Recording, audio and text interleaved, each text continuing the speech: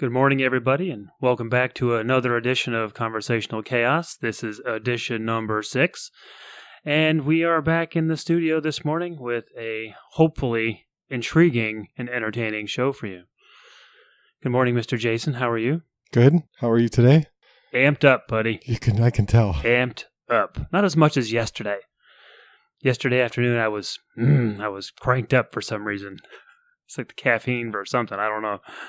But I told you I was going to the gym after work yesterday, and I absolutely destroyed it in the gym. I don't know what was going on. You did good or you did badly? Oh, I did great. Oh. It was absolutely insane. I got on the treadmill. I usually run. Yeah. That's the first thing I do when I get there.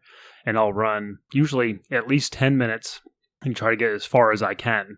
But I'm a slow runner. I'm kind of old. So I typically run at like 7 miles an hour, but yesterday I was running at 8.5 miles an hour. So wow. I was just, I was thumping away. And then I go and do 20 minutes on the elliptical and then do my normal workout. But either way, I was just killing it the entire time. It was great. I was amped up, and I think it has just carried over.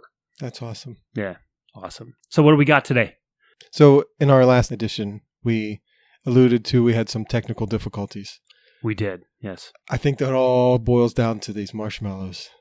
It does. We got to get this marshmallow thing out of the way and over with. So we're gonna try this again. I'm not gonna say one more time because I don't know what's gonna happen yet, but we'll see what happens. All right. Do you want to get this out of the way? So we'll do this first. We originally had the two. We have your jet puffed. My jet puffed. Sweet. Right. Then we got the Israeli Elyon marshmallows. Sweet. They are the best. And then we've got this new kind of vegan marshmallows that I had picked up at Whole Foods.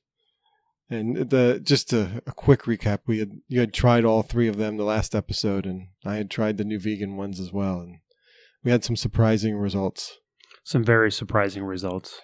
Summarize, you saw really no difference between the Elyon and the jet puffed. No, the Israeli marshmallows and the jet puffed, they were more or less the same. I char them anyway, so they're gonna taste like a fire. We don't have a fire this morning. But you couldn't taste like the pillows of sunshine coming out of the Elyon ones. No. Compared to the other bland rocks. But you could taste the difference with the vegan ones. Can you remember how those tasted? I don't. I remember how they tasted.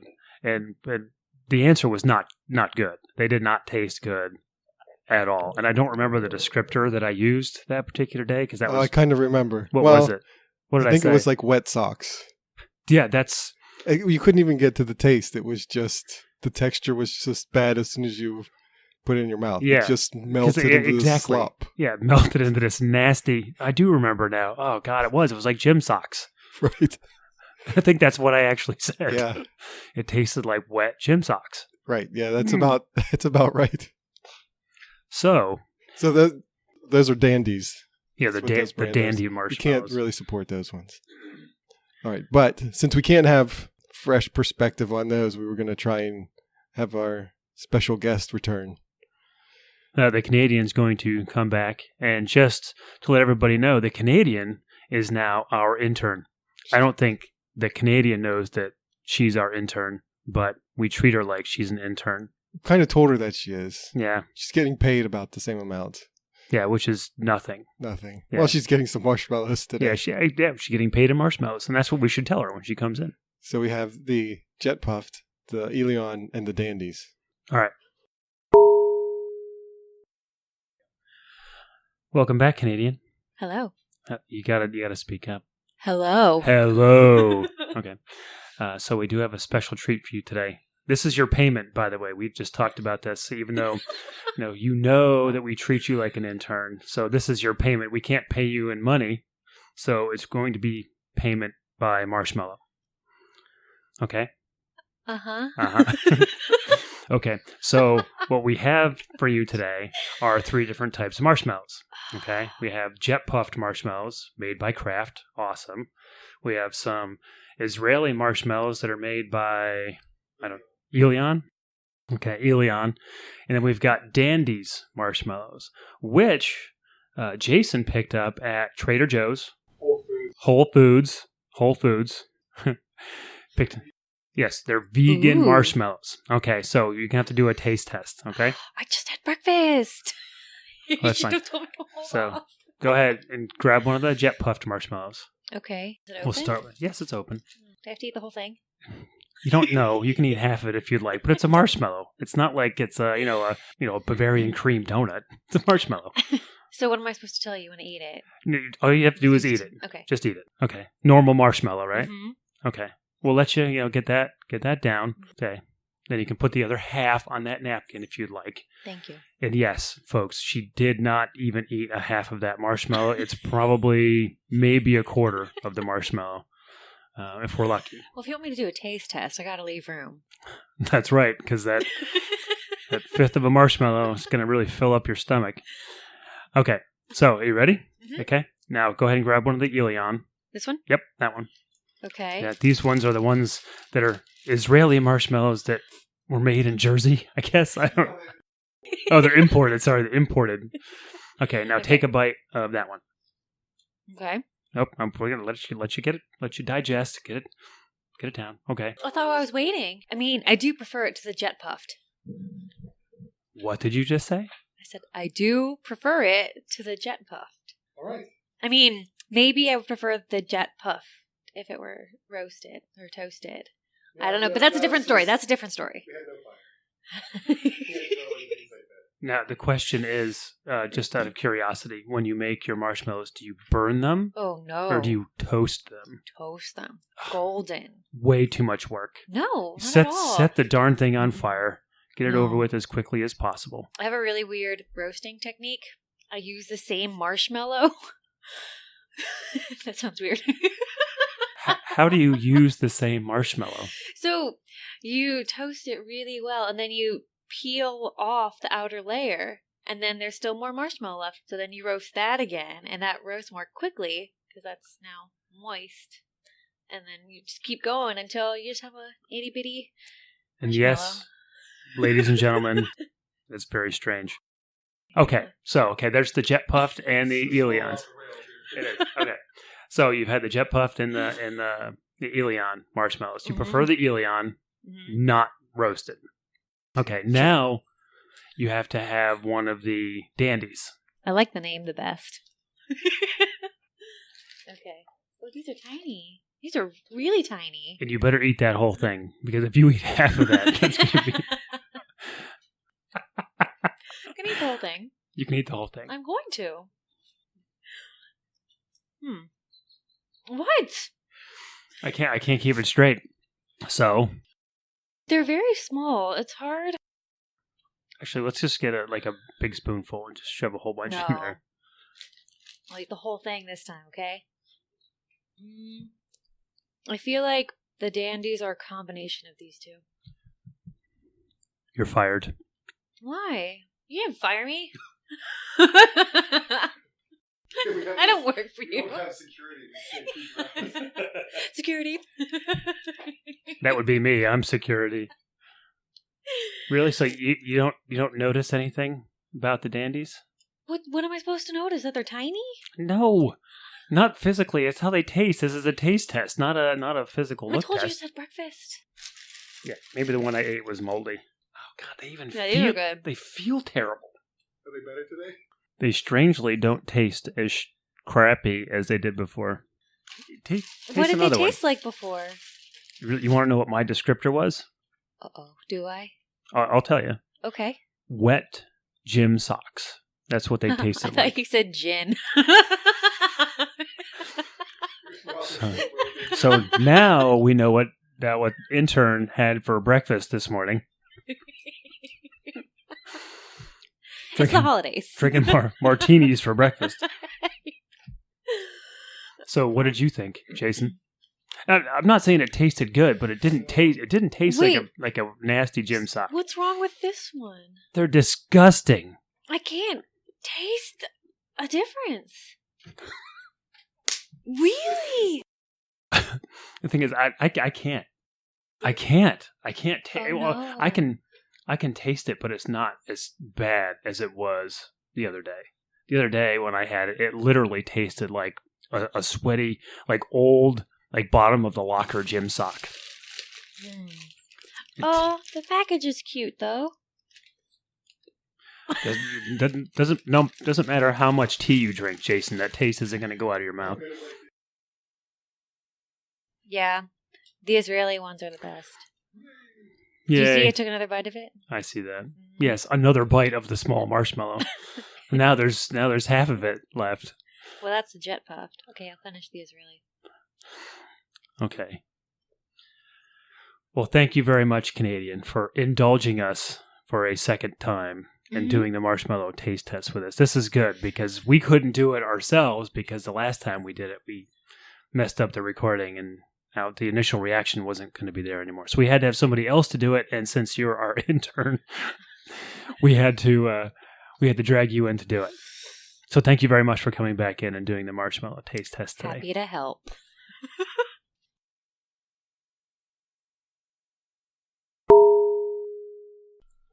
That was... I still can't get it out of my mouth. You're right, though. It does. I think it's aged a little bit. Like the outside is dried out. It's very crusty. But once you bite into, like you have to bite into it now to get to the gooey center. The yuck, yeah. Well, that typically happens to gym socks too. Take a sweaty gym sock, put it in the bottom of your gym locker for a couple weeks. It dries out and gets crusty on the outside. But I bet you it's still bacteria filled on the inside. Not painting a pretty picture. No, not at all. They were nasty, but they didn't taste as bad today as they did the other day. Well, am I right about that? Like 90% of 100%, they were still bad. Is that like 50% of 50% of 50%? No. Okay. 90% of 100. 90% out of the 100-point scale. That was a Dukes of Hazzard reference. I missed it. Sorry. Okay. That's okay. You missed the missing in action reference from yesterday.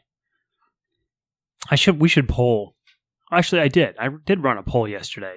Not a single soul knew the Missing in Action movie series with Chuck Norris. I was deeply disturbed by this. Even people that were our age, that grew up in the 1980s, had never heard of Missing in Action with Chuck Norris. What is the world coming to? That's like not hearing of True Grit with John Wayne. Don't look at me like that. I don't think it's the same. Yeah. During the True Grit time, there was only like 5 shows on TV. Okay, well, I've never seen True Grit either.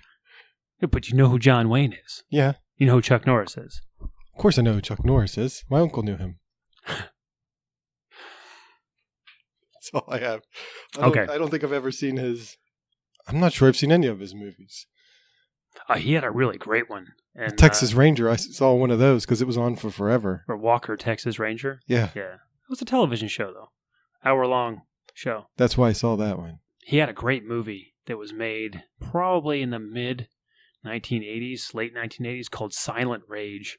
And it was this really strange movie about like a mental patient of some kind. Of course, this is the 80s, so anytime you're talking about horror or anything like that, is some sort of mental patient involved.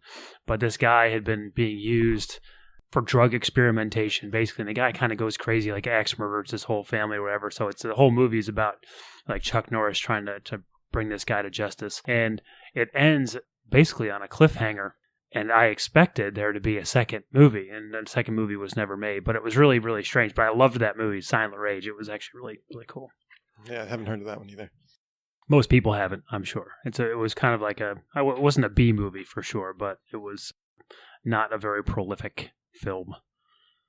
So anyway, back off the marshmallows, back off Chuck Norris. What are we on to? Okay, something educational. Yeah, let's go with that. Okay. So have you seen I'm guessing you've seen the news of the fires that are out in Campfire? Campfire? Isn't that the name of the fires out in California? See, that's part confusing me. I guess I should have actually read some of the news. But it seems like the fire started at the city named Campfire. Is that right? Honestly, I don't know where they started. But you know what I'm talking about? Yeah, absolutely. All right. So a lot of the stories that were coming out were like people just couldn't get out of their homes in time, or like they were sitting in their car and the car caught fire. Bad news. So do you have an evacuation plan ready to leave our area? And do you have like a go kit ready, and do you have like an emergency kit that's in your house in case you have to hunker down? Are you prepared for that kind of stuff? Like if someone came up to me and said, "All right, you've got to leave in 5 minutes, or your area is getting burned down," I'm not sure I would be completely ready. Well, at that point, it doesn't matter. When that person says that, you're ready to go.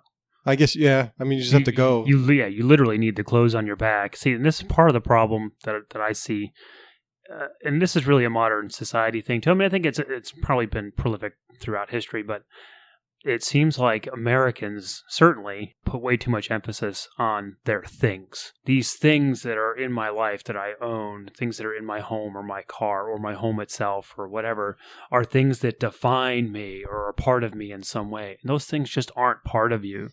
But so many people have such deep connections to their stuff that I think people, when given that, are like, oh, I got to go get this, I got to grab this. No, you don't. You have to leave.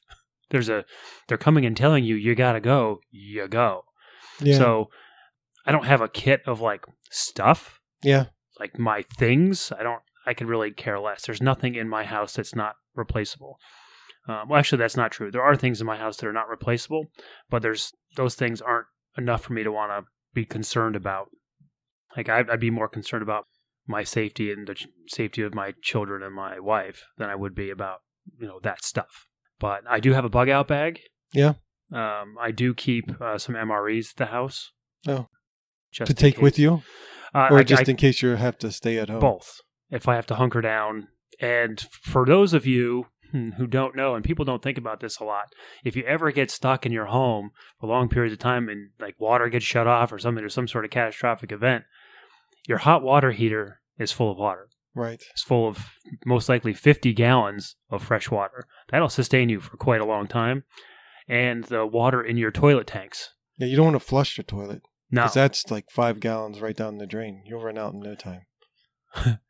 Right down the drain. Is that a pun? But like you have like a large reservoir of fresh water, and almost everybody does in their basement or their apartment. Their hot water heater. Your hot water heater is full of fresh water, and so are the tanks of your toilet. Because that's fresh water. The gray water and the black water are on the other end. Obviously, you wouldn't want to drink the toilet water out of the bowl. But yeah, well, it's kind of moldy back there a lot.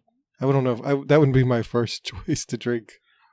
Well, if you didn't have a choice, that would be your choice. That's true.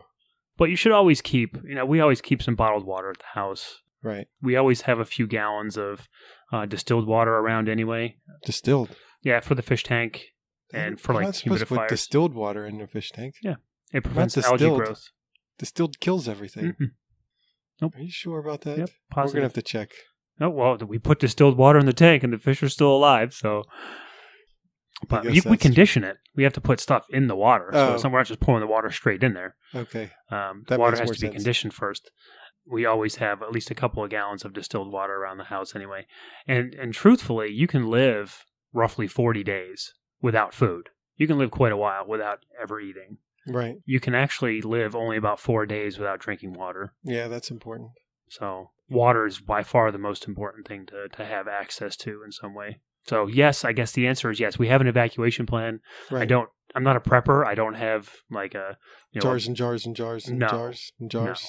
No, absolutely not. That's kind of the I guess there's two schools of thought when it comes to prepping. You got to do one of two things. You either got to go completely nuts and have like 1 million, jars of food or MREs and, weapons and ammunition and stuff all stored up, or you go light and with nothing and go with the very basics that you need. Because chances are during some sort of catastrophic event, you want to be able to be mobile. And if you're not mobile, if you have all this stuff that you can't take with you, well, then it's pretty useless. Well, I guess you need to be able to move, especially depends on the whatever's happening. I guess, like in our area, forest fires aren't really gonna. I wouldn't say they're the. There's not enough forest to have a fire, probably. Yeah, because that's where Bigfoot was hiding. But I don't know. I guess our biggest threat here would probably be like nuclear weapons or something like that. Dirty bombs. A tsunami, giant tsunami. Well, where are those islands off of Spain? Have you heard of those ones? Yeah, the volcanic islands. It's not the Canaries. Canaries, yeah. Was it one of the Canaries? They're not off of Spain. They're actually off of Morocco, really, but they're off of Africa. The Canaries are off of Africa. They're not off of Spain. Well, the Azores are you off would- of Spain, but they're kind of out in the middle of the Atlantic. Well, Spain's like the first country you come to crossing the Atlantic. It's sticking out there, isn't it? Actually, that would be Portugal, probably. Are you sure? Well, I thought a little bit of Spain kind of stuck out. it does. I mean, down by the Rock of Gibraltar, but the Canary Islands, even though they're Spanish islands, aren't off the coast of Spain. They're off the coast of Morocco. They're off the coast of Africa. Yeah, close enough. But though. they're large volcanic islands. So yeah, I've seen the. I watched a special years ago. The fact that one of the ancient Cindercones is basically holding water. The ancient what? It's the Cindercone, the volcanic cone that formed the island, is basically now it's kind of like a basin deep underground. It's basically just filling with water, and so they think that at some point one of the sides might just fail. Yeah. And if it fails on the African side, it's going to create a large tsunami that kind of floods Africa. But if it fails on the other side, it's going to create a tsunami that can roll 500 miles an hour all the way to the east coast of the United States. Right. So tsunami's probably not a huge problem here. We're far enough inland; it doesn't really matter. If it's a big one, I mean, it'd have to be really big. It would have to be like a mile high. No, I think there was some study they did where it said it would cross. Was it the Eastern Shore and it would flood D.C. Like not a lot in D.C., a couple inches. Yeah, well, exactly. That's not very much. But we're the Eastern not... Shore's dead flat. Yeah. So it wouldn't take much. Well, do you remember, was it 2004, the Indonesian tsunami? Yeah. There was, the Indian Ocean is very sparse. It's very Sparse? Sparse. As in sparsely populated. There's islands out there. Oh, there's not a lot of land in the There's not Indian a lot of Ocean. land in the Indian Ocean. There's not a lot of large islands. Like Diego Garcia is out there, but like the Seychelles. And there's a country called the Maldives. Yes. And its capital is Malé. And it's basically just a bunch of coral atolls kind of out in the middle of the ocean. Well, they're not very high. They're 3 or 4 feet above sea level. So when that tsunami came through, it literally just rolled over the islands. Just rolled right over it. It just like the water just kind of came up and went back down again. It wasn't you see the video footage from Phuket where the water like came in and then went back out again, taking a bunch of debris and people and stuff with it. And Malé, that didn't happen. The water literally just went right over. Just rolled right over the islands because they were so low and they were so small. The airport for Malé is on its own little island north of the main island where the city is, and apparently tsunami came over. It picked up a bunch of sand from the lagoon and buried the runway in like 2 feet of sand. Oh, wow. And it took them weeks to get equipment out there to dig the runway out. They couldn't land planes. They couldn't take off. They couldn't land because it was covered with sand. Yeah. Here, I don't think we'd have too much. We're so far inland, it wouldn't make. I mean, if there was a tsunami that bad, pretty much everybody would be screwed. Yeah. In some way, that would be pretty bad. Yeah, but I think our biggest problem would be dirty bombs, nuclear bombs, stuff like that. And we do have kind of an evacuation plan for that. And it really depends on the prevailing winds of the day. Yeah, didn't you say you were going to ride a bicycle? That would probably be your best form of transportation to use, that or your feet. I mean, would you start out in your car? Or would you just hop right on their bikes and go? I would probably hop right on the bikes and go. Just take a backpack and... Yeah, backpack with whatever. Which way would you head? Depends on the winds. Yeah. If typically here... I mean, I guess that would make sense. I mean, you wouldn't cover a lot of ground, I would think. How far do you think you can bike in a day? You can bike a long way in a day. Yeah? Yeah, you can bike a long way. You could bike 50 miles a day, easily. I mean, you don't have to be, Lance Armstrong. You're not, cranking away, but you can move. But it's going to be mostly uphill. Why is it going to be mostly uphill? Because we're at sea level. It's not going to be mostly uphill. You can go north, you can go south. You're staying at sea level. Well, really, in this region... I guess if you go south, north you would end up having to go uphill. The primary... I guess where would your destination be? Like, would you go to Pennsylvania or like out west? This is where the prevailing winds come in. Yeah. So in the mid-Atlantic, primarily our weather systems come from the west and from the southwest. Yeah. And that typically means that anything that happens in D.C., say there's a dirty bomb or some sort of nuclear explosion in D.C. Or in one of the suburbs, we would have winds pushing, fallout material. That's really what you have to worry about. Right. Is the fallout. So radioactive fallout material to the north and to the east. So you wouldn't want to go north or east. You'd want to go south or southeast. Yeah. And from here, you can't really go southeast. Nowhere to go. You go out into the ocean. Right. But so if the winds are heading in that direction, which would be normal, then our main evacuation plan is south. We even have a meeting point. Oh, yeah. So, yeah, if something happens and we're not all together, then we meet at a particular place and then figure it out from there. That makes sense. Yeah. How about you? Evacuation plan? We know where we would meet, and then we would just figure it out from there, I suppose. I don't know. We wouldn't be biking. We wouldn't get very far. But Oh, that's kind of true. yeah, Oh, you would drive? I would probably try driving. You wouldn't get very. You'd get. Well, it depends on what was happening. If we had to evacuate, we would just, if we can't get out ahead of time, like know that it's coming and try and beat the traffic, we would just have to hunker down for a while and hope that we miss most of it. See, the problem with situations like that, and you see this in a lot of like apocalyptic films and that kind of thing, is, people get out onto the highways trying to get out, and then their cars run out of gas, and then all of a sudden you just got a bunch of dead vehicles on the highway. Traffic's never going to clean out. People are just going to be constantly clogged, and people are going to be stuck. And just think about how jacked up it is when can't get to work. When there's one car on the highway that is, gone off the road, or is, God forbid, a barbecue on the side of the road. Well, if it rains, it's just chaos. And it's just rain. Exactly. That's what we deal with all the time. That is a situation where you have people that are commuting to work, which isn't everybody. So in a really bad situation where everybody's trying to go, that's why in the Southeast, they have all those hurricane evacuation routes.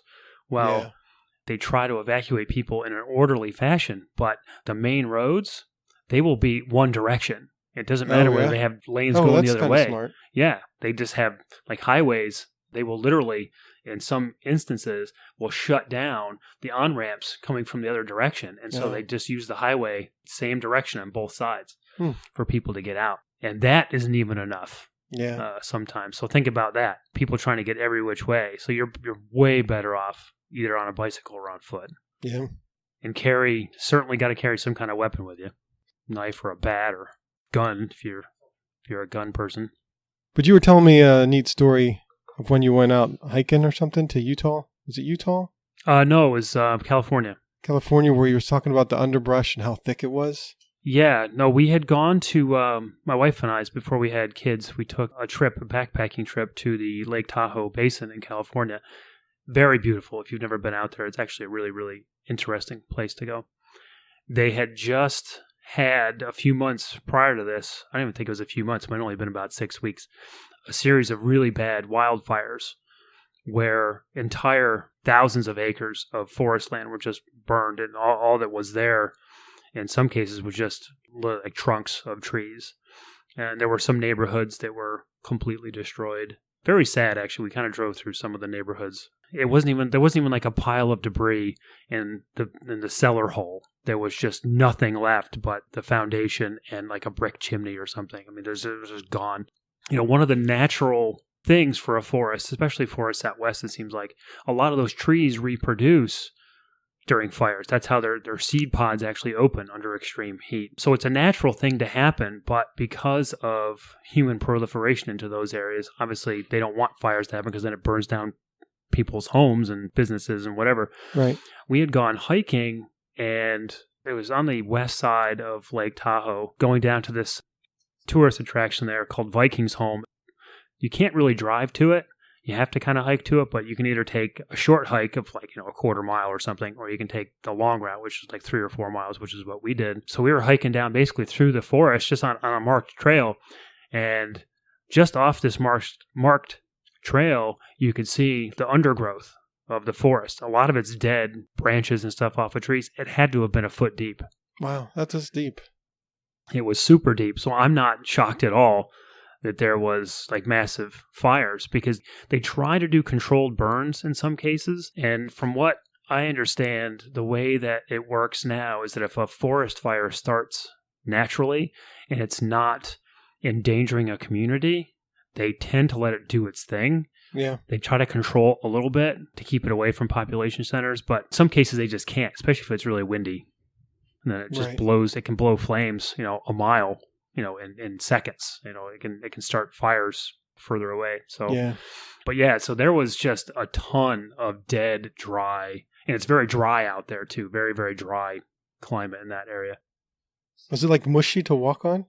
Like it feel like a mattress? It's crunchy. Crunchy? Crunchy. It's that dry. It's literally, it's like twigs and dead bushes and shrubs and all that kind of stuff. It's just like crunchy, dry That's weird. stuff. I mean, there's stuff that's alive on the forest floor, certainly, Right. but there's just a lot of just dead material that is very dry. And if you just took a match to it, there would be a gigantic forest fire in no time at all. And since it's the Lake Tahoe Basin, it's pretty, I wouldn't say it's not really windy there, but there's always a breeze because of the lake. And the lake's 14 miles long or something. Super beautiful, though, if you like, mountain lakes. It's a really, really great place to go. So yeah, it was kind of telling, really. But California's a very dry climate anyway. So you hear a lot about wildfires in places like California and Colorado, but it's very dry. Yeah. It's very dry there. I think I heard the other day that they got it under control, at least the campfire fires. Mm-hmm. My wife has a friend that lives out there, Laufer. I hope I pronounce it right. But anyways, they have a GoFundMe page. Well, it could be Laufer. Laufer. That's it. Laufer. They have a GoFundMe page because their house burnt down and their church burnt down and like their whole town is gone. They had some pictures. I don't have the pictures though. But I'll post their page in the show notes and then some pictures. It's just terrible that they have to deal with that. And I don't know how fire insurance works. Because like we have flood insurance in our area. Do you have flood insurance for your place? We don't have to have flood insurance. Well, that depends on your need for flood insurance depends on your FEMA flood zone mapping. Right. So we are not in a flood zone at all, so we don't have to have it. That it's insurance, but it's only to get you like back up on your feet again. Like it's not to, if your house floods and floods down the bay, they don't come to give you a new house. They just, here's like half of what your house was worth and get started. That's kind of all it covers. Basically, it's good luck. Right. But you have to get it if you're in that flood zone. Yeah. And it's, depending on the zone you're in, it can be really, really expensive. Right. Yeah. Yeah. Like it's weird how our neighborhood is. My neighbor's house is in the flood zone, but my house is not. They're in a minor one, but ours is up just enough on a little crest where we don't have to worry about it. But anyways. I would like to plug a fellow podcaster's podcast. The podcast name is Story Arc. The man's name is Trevor Sutton. It's about creating a story from scratch. Each season is dedicated to discovering details, characters, and plots of a story arc within the Fae Realms universe. I've listened to a couple of the episodes, and the character is going to be turned into a graphic novel, and I believe he is recording season 2 right now. So if you're interested in graphic novels or in story development, you should give it a listen. There's a podcast I listen to, and it's called The Pen Addict. Oh, we talked about pens and paper, and we've talked about pens and paper. So I enjoy it. I don't listen to it all the time, but I was listening to it the other day and noticed they had over 300 episodes, which is oh my god, 300 episodes of some dude talking about pens and paper. Well, there's 2 of them, and pens and papers and writing accessories. It's interesting to listen to. What are writing accessories? Like pen cases, plastic boards to put under your paper, notebook cases, erasers, pen shows, erasers. There's some really nice erasers. I am particularly fond of my eraser. And, just so you folks know, he's getting very animated right now, so obviously he has an affinity for writing implements and paper. It's enjoyable. The way the ink flows out of the pen and the smoothness of the paper. But anyways, that's not what I was bringing it up for. Okay. I was just impressed that they had 300 episodes. How's their following? Are they getting Well, they must be doing well enough to have put out 300 episodes. Oh, come on. We're going to put out 300 episodes. If that's what I was getting to, like our listenership seems to be growing slowly but consistently. But if it leveled off or it went down, we might not continue to do it. The 300 episodes, that's a long time. That's well, how often do they put out every an episode? Week? Okay, well, that's 300. That's not even a year. 300. I'm sorry. That's 6 years. 6 years. Yeah. That's a long time. That's not that long. Well, it seems like a long time to me, especially when you talk about pens. I mean, each episode's like an hour long. It's pretty good. I would recommend it if you like pens and papers. But anyways, I was thinking of how like our numbers are growing and some of the things that we're trying to do to increase our numbers. We're trying to study our analytics and find out where people are listening from. And I don't think we know what we're doing yet because we look at it in several different ways.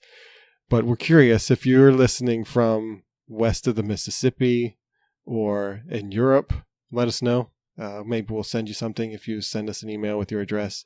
Maybe we'll send you some propaganda materials. We do have our business cards. One of us likes to go up and talk to people and hand them out. And we'll let you people guess as to who that would be. One of us likes to ninja them in special places. So if you happen to come across one of these business cards, let us know where you found it. Did I tell you that I totally ninja'd a bunch at the airport? No. When we went to pick up my in-laws before Thanksgiving, it was dark. It was late. They didn't come until like 8:30 on Wednesday night. So of course the airport's a madhouse. Oh. I took a bunch of cards. I had them in my hand, and as I got out of the car and walked to the parking lot, I just went up to several cars and like stuck them on the window, but on the driver window, not like on the side window. Yeah, on the side window, so they were kind of like wedged in there, so they can't miss it. Yeah, so that was a discussion we had: was should we put them under the windshield wiper or stick them in that little gap between the side window? Yeah. So we were concerned they're not going to see it; they're going to put their window down. The card's going to get eaten into the door mechanism. And then they're going to be angry when the door guy pulls this card out. But if you put it on the windshield, they're not going to see it till they get in. They're driving down the road, and they put their windshield wiper on, and it flies off, and they're not going to see it either way. So, but I totally do lean towards the side window. You did that, though. I totally ninja'd several around the parking lot. So if you're in the grocery store and you pull up a package and you find one of our business cards behind it, let us know. And definitely, if you are listening west of the Mississippi, or you're listening, or really anywhere outside of the United States, send us an email, conversationalchaos@gmail.com. That's correct, right? Right. Okay. Definitely send us an email. And anyone who is interested in hearing us discuss a particular topic, we're always looking for topic suggestions. I mean, this is completely unscripted material. Jason at least does a little bit of prep work for it. I'm not allowed to, for some reason. Jason, you can bring your topics. Yes, but you seem to like my initial reactions to things better than... Yeah, I don't tell you of my topics ahead of time, but you didn't tell me about the trivia either from Thanksgiving. That went all right. Second time around. I thought it was fine. Yeah, it was fine. We do have a request for our listeners. We have a question of, what are the top 5 cities of the world? Now, are these cities that they've been to, or cities that they just think are cool? I wouldn't say either of those. They don't have to think it's cool, but they definitely don't have to have been there. Okay, so basically they can just give us any 5 cities they choose. Right, that they think are the best, the top cities. I wouldn't say best either. When I came up with the question, I had this thought in my head of how people might answer it, and I didn't want to sway it with the different words of how to choose the top. But we're getting some initial results back just from people we've talked to, and they're all over the place. So, curious to see. So if you're listening and you haven't, please send us an email. There's a Reddit post for it, or our Twitter page. You can send a tweet out there, or our Facebook page. We do have a Facebook page. We do have a Facebook page. Yep. Facebook, email, Twitter, Instagram. Hit us up. That's all going to be in the show notes for all of those things. So this is a heavy topic, or light topic, or a funny topic, or none of the above. It's light for one of us. Uh-oh. So we were in, what edition is this? 6? 6 plus? Yeah. 6 plus. 6 plus, I guess, yes. Because Thanksgiving edition was technically 6, but that was our special. So I wanted to make sure we have a little bit of history. So we call you the Rage Monster. Yes. I don't think we ever explained why we call you the Rage Monster. But you really want the explanation? No. Sometimes just an example is good enough. So, like if I were just to say toe shoes. Oh, God. Haven't we talked about this? But it's an endless well of fun. People, nobody wants to see gloves on your feet. Okay? It's just weird. Those stinking little toe shoes. We have talked about this, okay? Several times, but it never loses excitement. There was a guy that I used to work with who would wear toe shoes into the office, and it weirds me out that I can see your toes. I'm not a foot person. Anyway, I don't like walk around looking at people's shoes or looking at people's feet. But it's just something creepy and weird about these toe shoes. Well, this guy used to wear these toe shoes into his office, and nobody said anything to him. Nobody said a word. Were they bright colored? No, they were Like gray? They were like gray or black with like Yeah. a red, like a dark red stripe on them or something. I don't know. But They're like gloves for your feet. they're creepy little gloves for your feet. It's the dumbest thing. And so nobody said a word to him. But we had a dress code. We were supposed to look, business casual was, and of course every office says that, business casual, whatever that means to you might be different than what it means to me. So apparently business casual for this individual meant toe shoes. So he would wear his toe shoes into the office and nobody ever said anything. Well, it got to a point where people weren't dressing business casual into the office, so they posted the dress code on the refrigerator in our break room. Could you wear like Nike shoes or like Adidas shoes, like running shoes? Could you wear those in your business casual? I would I'm wearing those right now. So what's the problem with the toe shoes? It's just the same thing. No, it's not. It is not the same thing. It's not the same thing at all. I don't think, men aren't allowed to wear... It's not like sandals. It's not like he's wearing flip-flop shoes or something. Men aren't allowed to wear open-toed shoes. We're not allowed to wear flip-flops into the office, correct? I don't think anybody's allowed to wear flip-flops. Yes. Women can wear flip-flops into the office. Are you Because sure? Yes, I've seen it.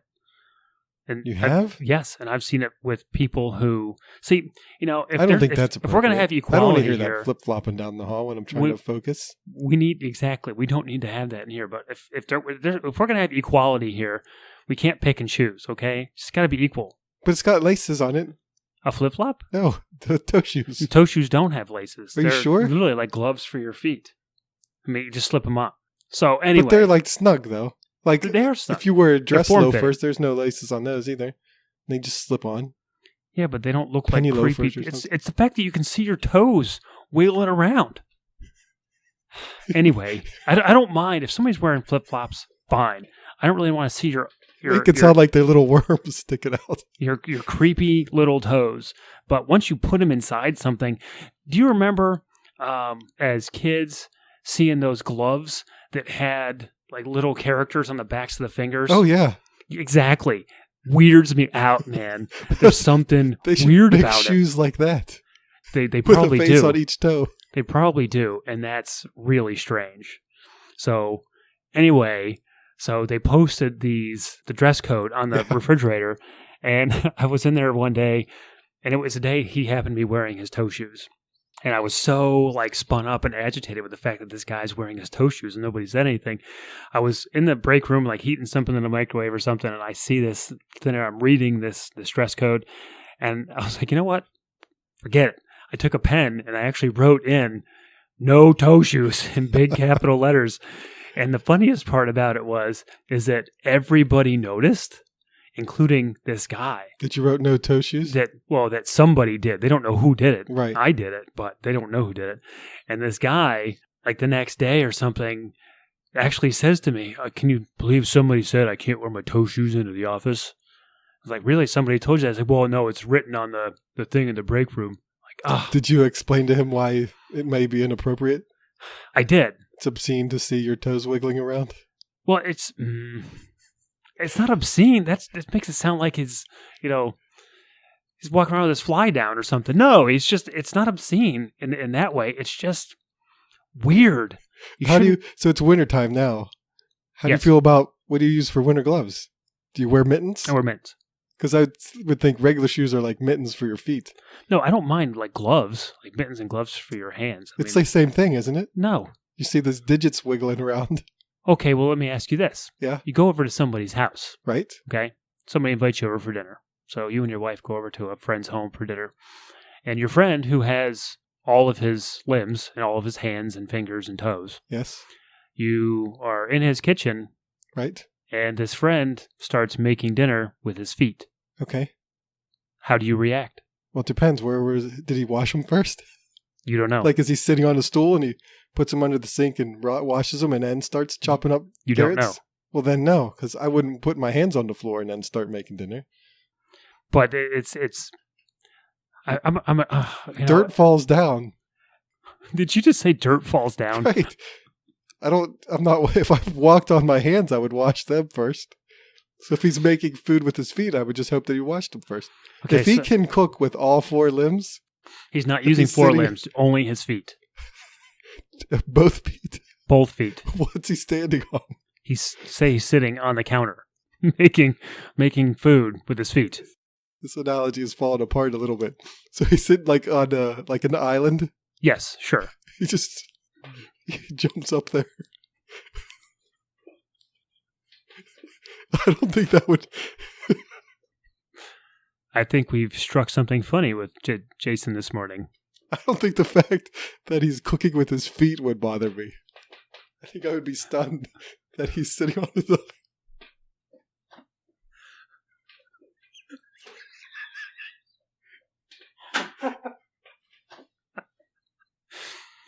Okay, so the fact that he's cooking with his feet isn't going to bother you, but the fact that he's sitting on his counter bothers you? Oh, come on. It's not that funny, man. You got to spit it out. Now his bottom's on the counter. That bothers me more. The whole situation is a little bit odd. The whole I situation. don't think the feet part would be the part that bothers me. It would bother me. I don't like feet. So the fact that his butt's on the counter where the food is doesn't bother you? I guess maybe that would bother me, but as long as he's not naked, that would make it even weirder.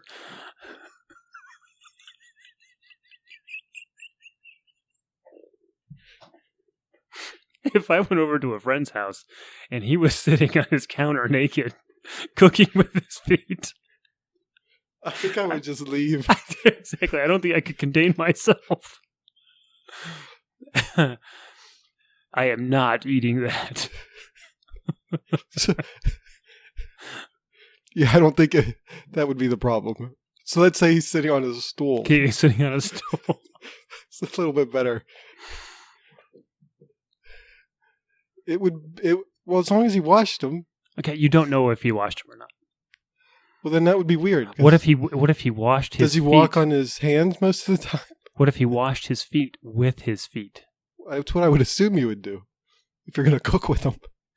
No, but if he washed his feet with his feet, uses the little pump soap with his foot onto his other foot and rubs his feet together. Yeah. Instead of using like his hands to wash his feet. There's no problem there.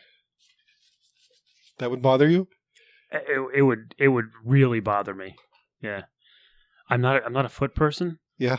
I felt horrible for my wife when she was pregnant with our oldest. She is a school teacher, so she is on her feet all day. Right. And she would come home and she would have like these massive swollen ankles. And she was towards the end of her pregnancy, so she was really uncomfortable. Yeah. And she would just sit down on the couch and she would say to me, "Can you massage my feet?" It was an act of extreme love that I touched her feet and massaged them every night for probably 6 weeks. It's so gross. And her feet aren't gross. Her feet are normal. But I find feet just nasty. They're just gross, weird. No problem with fingers. No. That's weird. Because, I don't look at my own feet. Do you look at your own feet? Yes. Something I do that's really weird. I don't know why I do this. I always, always, always check the bottoms of my shoes before I put them on. I don't underneath? Like where the sole is. Like the tread? Yeah. Why? I don't know. It's something that I've always done. That's and I weird. still do it to this day. Like I sit down to put my shoes on in the morning and I turn my shoe over to look at the sole. I don't know if it's to make sure that I'm not. You don't have a nail stuck in there or something? I don't know. Have you ever had a nail go through your foot? No. That really hurts. Imagine it would. I had it happen to me twice in the same day. Do you think once would have been enough? Oh, God. Sadly, it was once through Did it each go foot. all the way through? One of them did, yeah. Was that the first one or the second one? That was actually the second one. What were you doing? I was working on a construction crew. I was in high school. Were you getting paid for this? Yeah.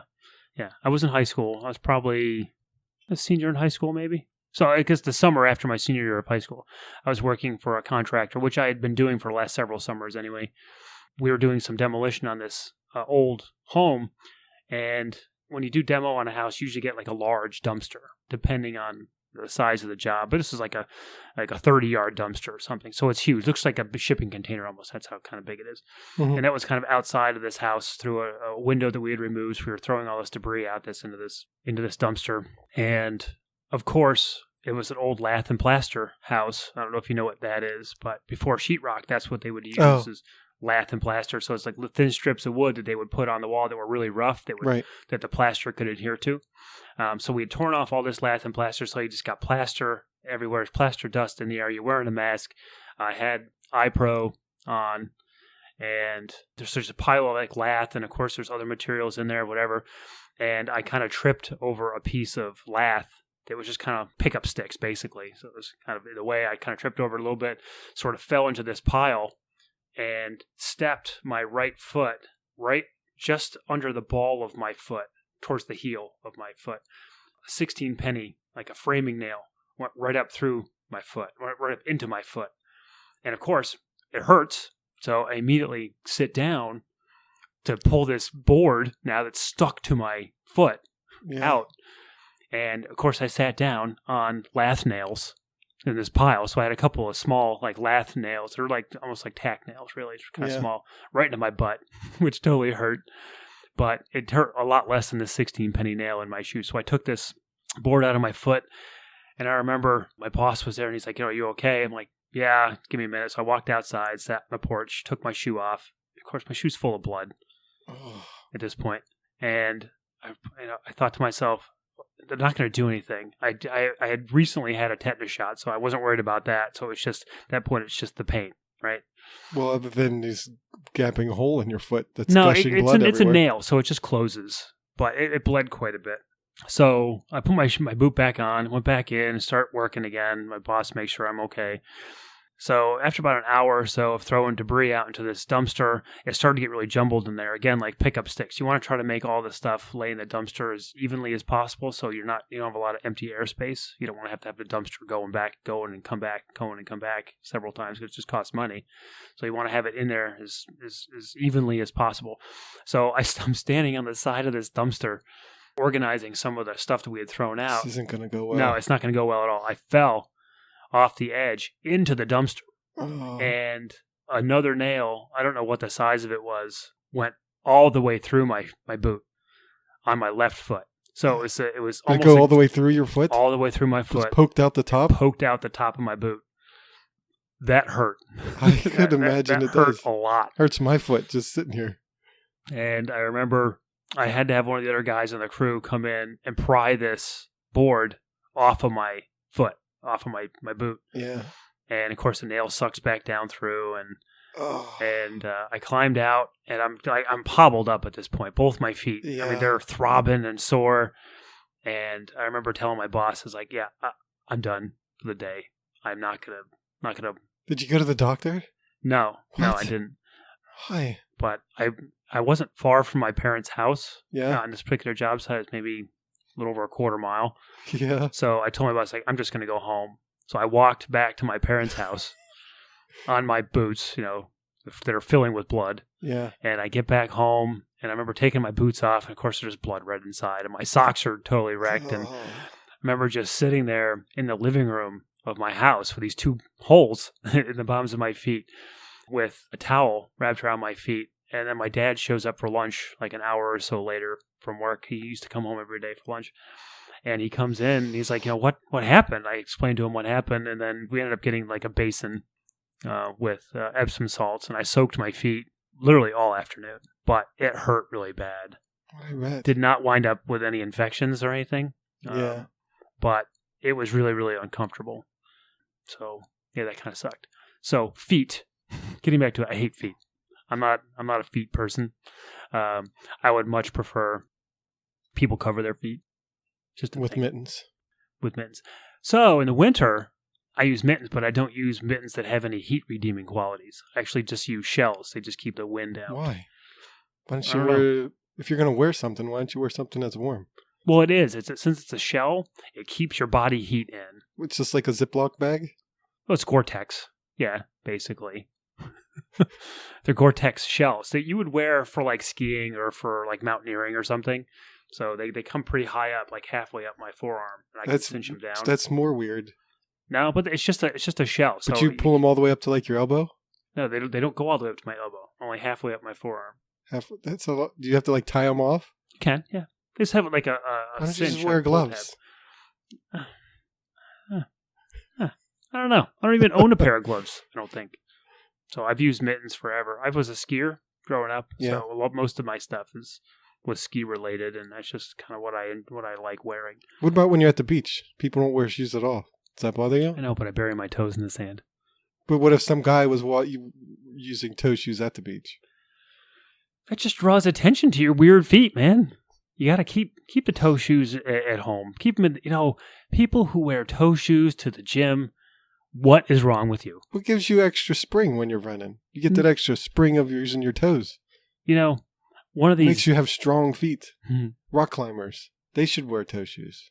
And they can put their toe right in those little crevices. And get their toe ripped off when they fall. Well, that's why they wear the shoes. What, so the toe goes with them? No, it's a little bit of extra protection. Yeah, it's not a fan of feet, and toe shoes are just weird. Don't wear toe shoes to the gym. You can wear them in public, perfectly fine. Don't wear them to the office. That's not office attire. Movie theater's fine. It's dark. I can't see your feet. All right. So that's one of the reasons we call you the Rage Monster. Sure, that's one of the reasons. It's one of the reasons. It's one of the reasons. This is a whole bunch. Well, there's a whole lot of reasons. We'll explore them later. I think that about does it for edition 6. Jason, would you agree? I think that's good for today. I think that's pretty good. Thanks, everybody, for tuning in, and we do really appreciate the downloads. And certainly, send us some emails, send us some messages on Twitter or Facebook or Instagram. We do really enjoy doing this, and we would love to hear some feedback from you folks. So that'll do it for today. Thanks for listening. Thank you.